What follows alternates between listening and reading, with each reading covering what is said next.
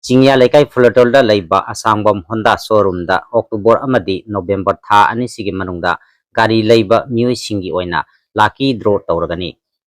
Lucky draw asida pigadouriba potlamsingdi 40-inch Android Smart TV, oven, mixer grinder, pressure cooker, smartwatch, electric iron asinachingbani. Lucky draw asi chahi asigi December gi ahanba Chayolda pangthokani. Hairiba tha asida bike leiba customer khudingmakna assure gift amamam loinana helmet ani free su pigani.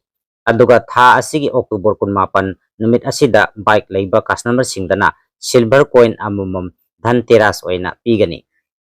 Honda showroom asina piriba khudingmakna manungda vehicle punamaki oina chahi manga warranty free service aduga customer gi profile amadi civil score gi matungina 100% funding gi khudingmakna thamjabaga loinana low rate interest festival offer oina 7.99 thigani.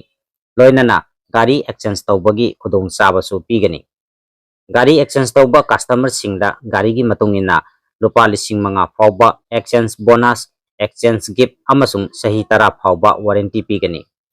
Kanagumba customer singna akupa marol khangbiningba leirabadi Chingyaleikai Fulertal leiba Ashangbam Honda gi pijariba contact number 9864594179 da pau phono binaba haijari.